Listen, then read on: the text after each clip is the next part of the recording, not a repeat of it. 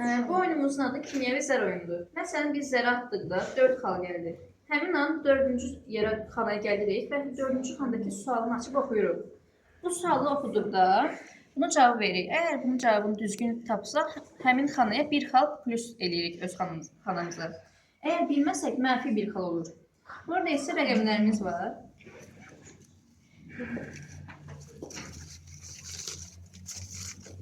Hər birinin öz rəqəmi var, hər sualın.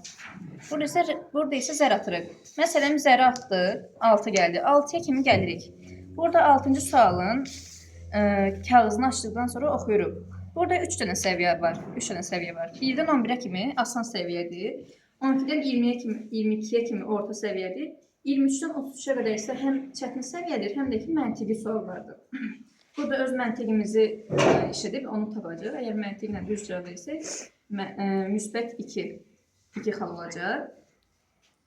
Sonra axırda isə hər bir səviyyədə isə 3 dənə stop var. Maksimum 30 dənə sual var. 3 dənə stopda. Məsələn, 8 rəqəmi gəldi. 4, 4 atdıq, 1, 2, 4, yenə 4 atdıq. 8-ə gəlib düşdük. Burada stopda mənfi 2 geriyə. 8-ə gəlib düşəndən sonra 7, 6-ya geri qaydırıq. Sonra burada 8-i, 13-ə və 31-ci suallarda stoplar var. Əgər bu stopların üstünə gəlsək, mənfi 2 geriyə gedirik.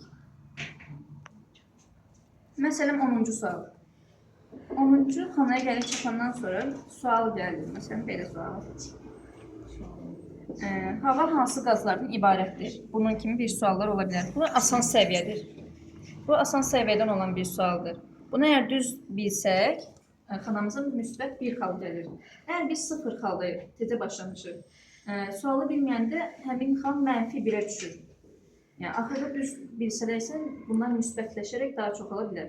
2 nəfər qarşılıqlı oynaya biləcək. 2 nəfər də ola bilər, 1 nəfər də öz-özünə də oynaya bilər. Kimyəvi müsabiqə kimi də ola bilər. Aydın. Əladır.